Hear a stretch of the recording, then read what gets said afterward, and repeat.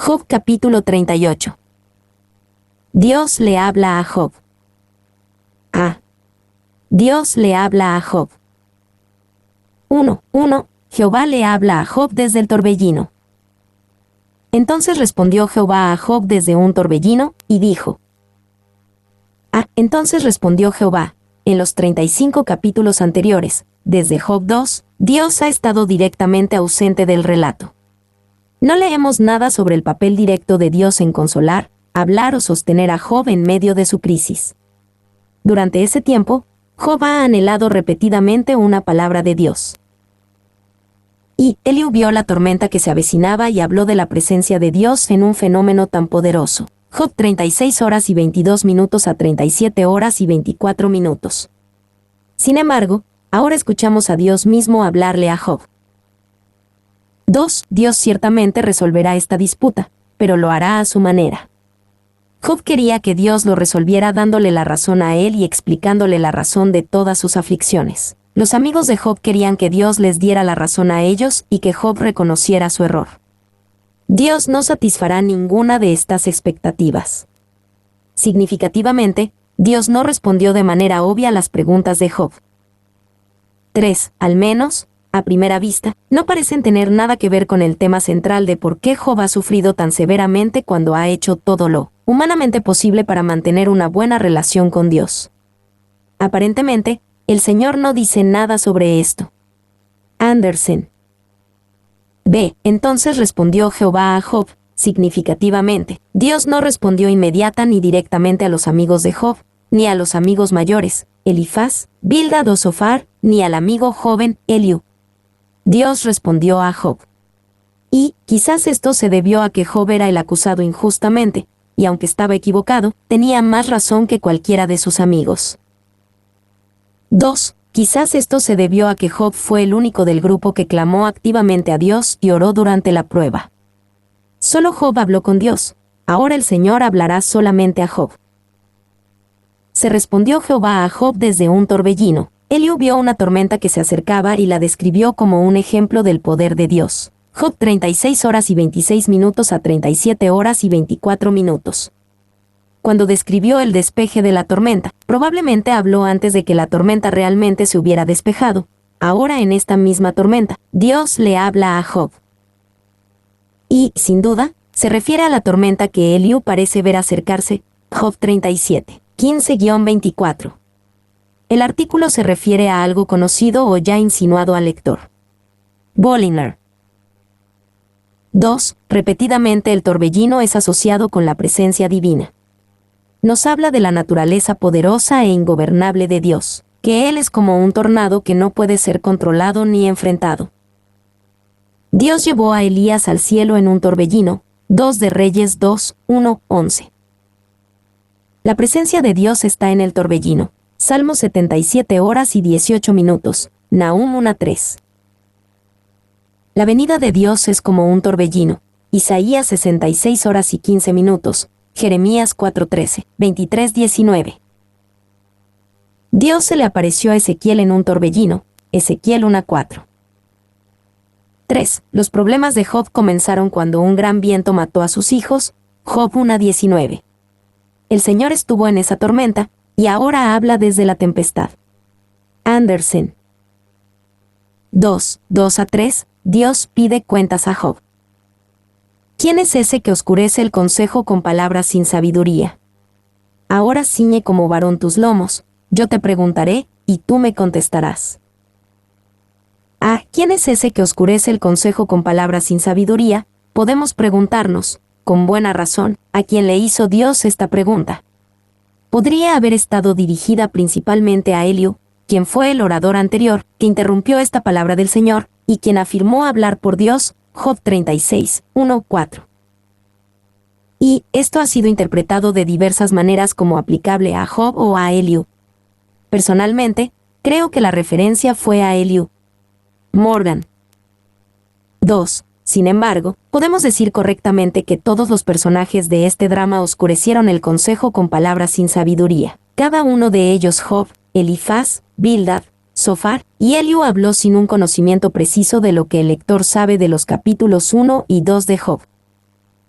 3. No debemos pensar que Dios esperaba que supieran lo que no podían saber. Más bien, Él esperaba que ellos apreciaran que había aspectos del asunto conocidos por Dios pero ocultos para el hombre, y estos aspectos daban sentido a lo que parecía no tenerlo. B. Ahora ciñe como varón tus lomos. Job se había quejado previamente de que Dios estaba luchando contra él en un gran combate. Job 16. 7-14 es un ejemplo. Podríamos decir que Job, sin saberlo, en realidad estaba luchando contra Satanás. Ahora ciertamente lucharía con Dios, y Dios lo desafió a ceñir sus lomos como varón. Y, cuando un hombre actúa como hombre, Dios puede hablarle, y él a Dios. Esa es una declaración de dignidad. Morgan. C. Yo te preguntaré, y tú me contestarás. Job había insistido en que Dios le trajera respuestas. Dios cambió el asunto y le dijo a Job que antes de responderle las preguntas, Job tenía algunas preguntas que responder ante Dios. Y las preguntas que Dios tenía para Job simplemente no tenían respuesta y estaban destinadas a mostrarle a Job que realmente no tenía derecho a exigirle respuestas a Dios. Sin embargo, ver esta aparición de Dios a Job solo como una reprensión es un grave error. Dios ahora se ha aparecido a Job. La mayor agonía de Job había sido que sentía que Dios lo había abandonado, y ahora sabía que no estaba abandonado. Como toda verdadera revelación de Dios, abundaron los elementos que harían que Job se sintiera pequeño ante la grandeza de Dios. Sin embargo, no podría quitarle el enorme consuelo que Job sintió al simplemente estar una vez más conscientemente en la presencia de Dios. 2. Job supo a través de la teofanía que Dios no lo había abandonado. Y poco a poco Job se dio cuenta de que sin saber por qué estaba sufriendo, podía enfrentarlo, siempre que tuviera la seguridad de que Dios era su amigo. Sneak. 3. Podríamos imaginar una pequeña sonrisa en el rostro de Job a lo largo de este interrogatorio, aunque lo humilló apropiadamente y lo llevó al arrepentimiento. Sin embargo, sonrió como podría sonreír un niño que anhela a su padre que había estado ausente por mucho tiempo y ahora regresa. Incluso mientras es corregido, el niño sonríe porque su padre está aquí nuevamente. 4. Concedamos que los discursos de Yahvé al final de Job no tienen nada esencialmente nuevo o sorprendente que ofrecer. Esto no es lo que los hace destacar. ¿Qué lo hace? Solo una característica distingue a estos capítulos, y es el simple hecho de que es el Señor mismo, y nadie más, quien los pronuncia. Mason. Que Dios hable es suficiente para Job. Todo lo que necesita saber es que todo sigue bien entre él y Dios. En esa medida, no importa mucho de lo que hablen. Cualquier tema servirá para una conversación satisfactoria entre amigos. Es la mutua compañía la que están disfrutando. Andersen. D. Dios cuestiona a Job sobre lo que no sabe. 1, 4-7. ¿Conoces los secretos de la creación del mundo? ¿Dónde estabas tú cuando yo fundaba la tierra? Házmelo saber, si tienes inteligencia. ¿Quién ordenó sus medidas, si lo sabes? ¿O quién extendió sobre ella cordel? ¿Sobre qué están fundadas sus bases? ¿O quién puso su piedra angular, cuando alababan todas las estrellas del alba, y se regocijaban todos los hijos de Dios? ¿A dónde estabas tú cuando yo fundaba la tierra? La intención de esta pregunta es obvia.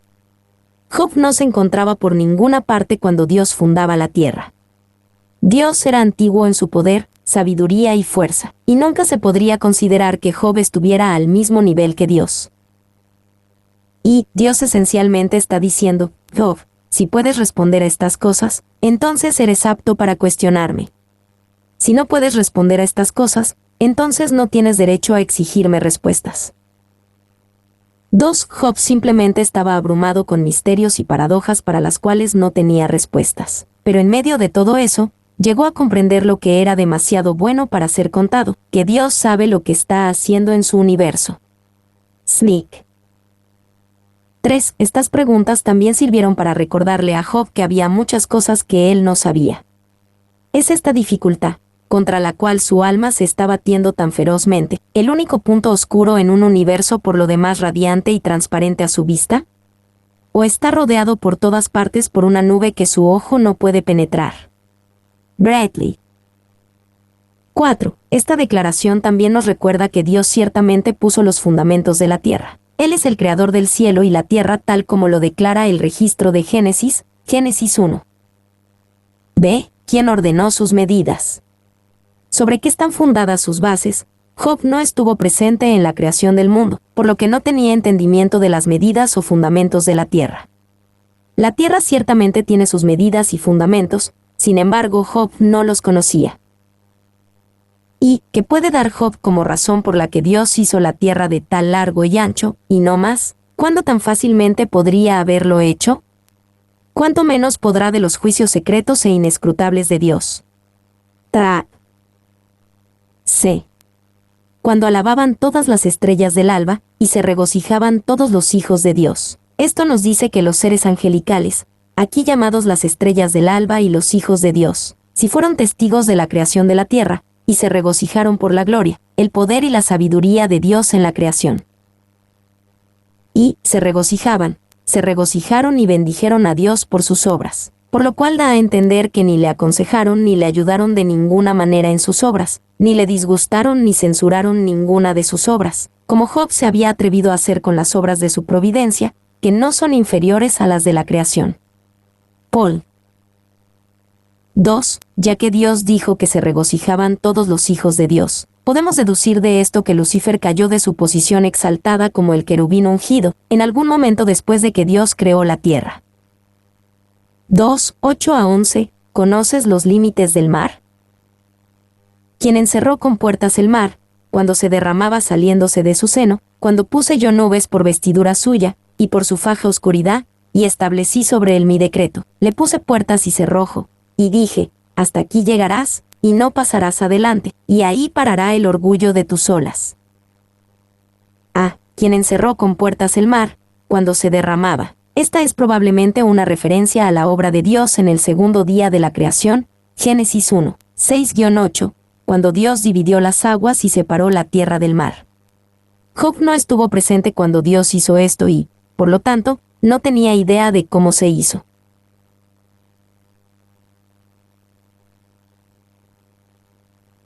Y, en el antiguo mundo semítico, el control del mar embravecido era un símbolo único del poder y la autoridad divinos. Sneak. Ve, y dije, hasta aquí llegarás, y no pasarás adelante, y ahí parará el orgullo de tus olas. Job no tenía entendimiento de cómo Dios fijó los límites para el mar. Sabía que tales límites existían, pero no podía explicar cómo o por qué exactamente se establecieron. 3. 12 a 18. ¿Entiendes la naturaleza de la tierra? ¿Has mandado tú a la mañana en tus días? ¿Has mostrado al alba su lugar, para que ocupe los fines de la tierra, y para que sean sacudidos de ella los impíos? Ella muda luego de aspecto como barro bajo el sello, y viene a estar como con vestidura, mas la luz de los impíos es quitada de ellos, y el brazo enaltecido es quebrantado. ¿Has entrado tú hasta las fuentes del mar, y has andado escudriñando el abismo? ¿Te han sido descubiertas las puertas de la muerte, y has visto las puertas de la sombra de muerte?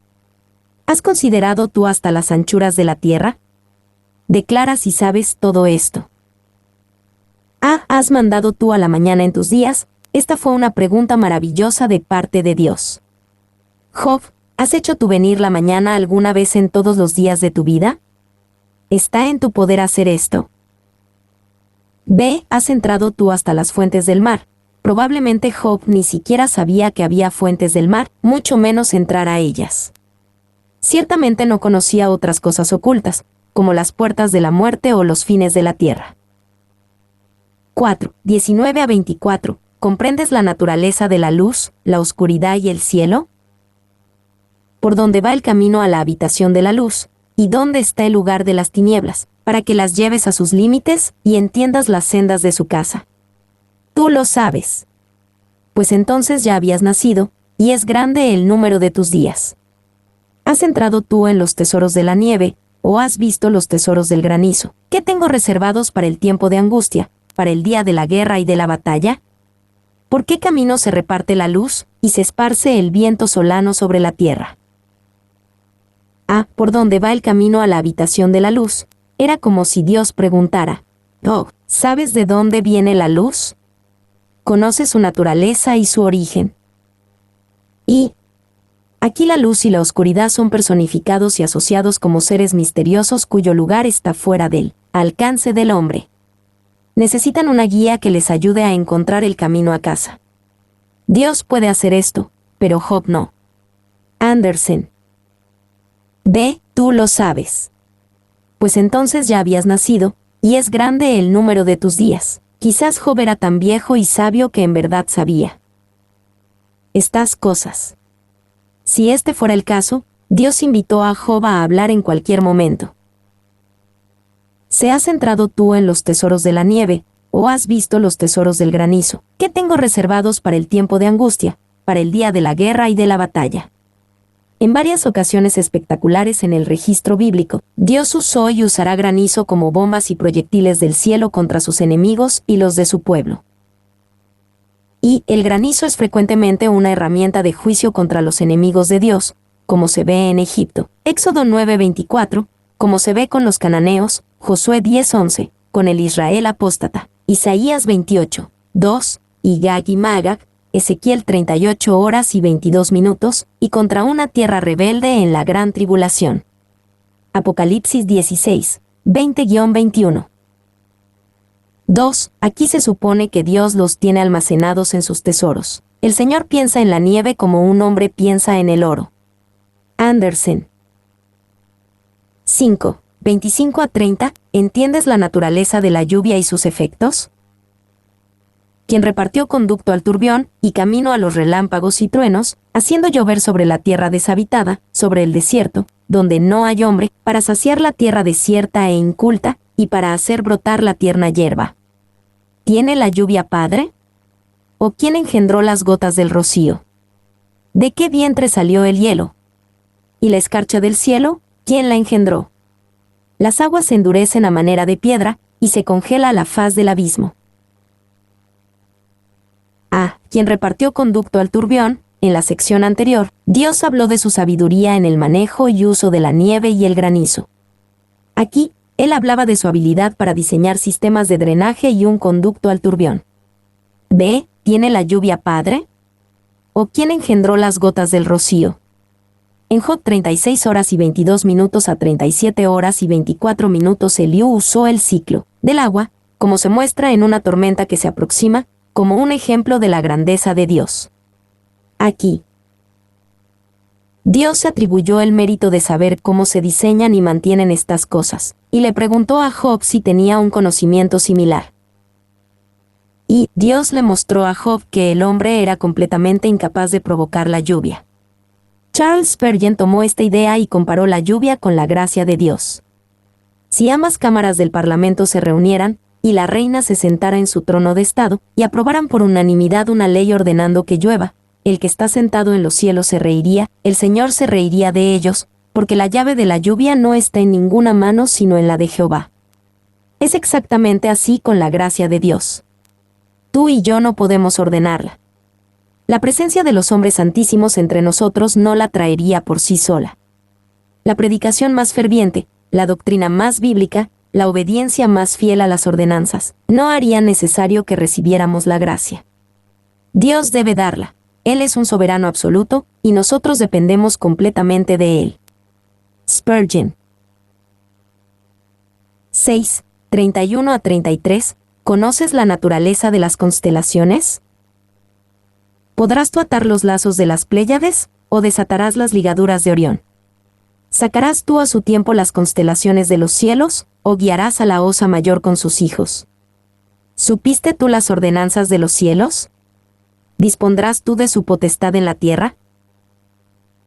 ¿Podrás tú atar los lazos de las Pléyades? Dios no solo desafió a Job por su falta de conocimiento, también expuso la falta de poder y grandeza de Job en comparación con Dios. Obviamente, Job no podía administrar, dominar o cambiar ninguna de las estrellas o constelaciones en el cielo, pero Dios sí puede. Y, con estos ejemplos elevados y casi escandalosos que señalan lo que Job no sabía, debemos recordar que el propósito de Dios aquí no era humillar a Job.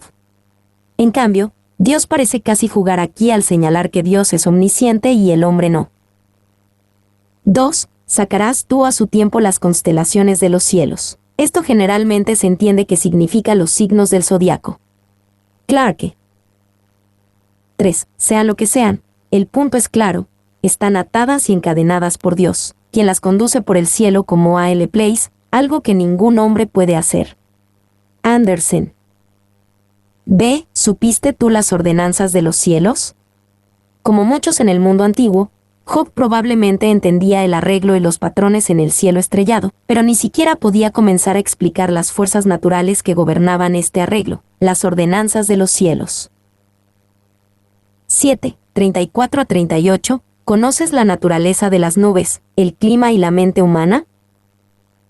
¿Alzarás tú a las nubes tu voz, para que te cubra muchedumbre de aguas? ¿Enviarás tú los relámpagos, para que ellos vayan? Y te dirán ellos, henos aquí. ¿Quién puso la sabiduría en el corazón? ¿O quién dio al espíritu inteligencia? ¿Quién puso por cuenta los cielos con sabiduría? Y los odres de los cielos, ¿quién los hace inclinar, cuando el polvo se ha convertido en dureza, y los terrones se han pegado unos con otros? ¿Alzarás tú a las nubes tu voz? Job no solo era impotente sobre el cielo estrellado y las constelaciones, también era impotente sobre las nubes y los relámpagos. Era impotente ante los fenómenos naturales, tanto lejanos como cercanos a él. B. ¿Quién puso la sabiduría en el corazón? ¿O quién dio al espíritu inteligencia? Job sabía que el hombre tenía inteligencia y sabiduría, y que esta inteligencia debía haber sido dada por un diseñador inteligente. Como todos los hombres, la capacidad intelectual de Job no era producto del azar o de procesos misteriosos. Fue diseñada por un gran diseñador. Y es interesante considerar que la ciencia moderna ha logrado un progreso asombroso al responder a algunas de las preguntas que Dios le planteó a Job. La ciencia moderna entiende mucho más sobre las medidas de la Tierra. Job 38, 5. La ciencia moderna entiende mucho más acerca de las fuerzas gravitatorias que mantienen la Tierra suspendida. Job 38, 6.